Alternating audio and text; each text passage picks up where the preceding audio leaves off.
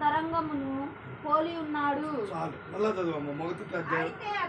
అయితే అతడు సందేహింపక అది ఏమాత్రం సందేహింపక విశ్వాసంతో అడగవలెను. ఏమన్నారంటే సందేహం వస్తుంది మనకి. మౌలావి గారు మొట్టమొదటి ఏమవుతుంది, ఎందుకు వస్తుంది అంటే ఇన్ని సార్లు చెప్పారు ఈ పాత్ర ఇది జరిగిద్దంటావా, ఇది అయ్యిద్దంటావా, ఇది న్యాయమేనా, ఆయనే సరిగ్గా లేదుగా, ఇదొక సందేహం.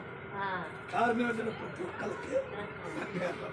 కారణం ఏంటంటే యాకోబు చదువు అంటున్నాడు, అయ్యా యాకోబు నువ్వు సందేహం పడమాకయ్యా, యాకోబు నువ్వు సందేహించదయ్యా, నువ్వు విశ్వాసంతో అడిగయ్యా, కానీ నువ్వు నీ అందరిని మోసం చేసి వెళ్ళిపోయావే, నీ అన్నయ్యని దోచుకుని వెళ్ళిపోయావే, మావ దగ్గరికి వెళ్ళి మావని సందేహం పడకుండా నువ్వు ముందు ఆ పిల్లనియమని చెప్పావే, ఆ రెండో పిల్లని ఇవ్వకుండా మొదటి పిల్లని జబ్బు కలిగిన పిల్లని చేసావే, మరి సందేహమే కదా. కాదు మరలా 7 సంవత్సరాలు పొలం చేయమన్నావు కదా, మరలా చేశాను కదా, అప్పుడు ఇచ్చావు కదా అని సందేహంతో లేకుండా మొట్టమొదటికి మనకేమవుతుంది అంత సందేహం.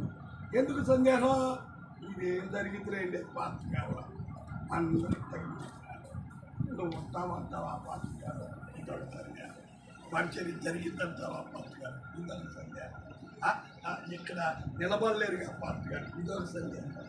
ప్రజలలో రకరకాల మాటలు వస్తాయి.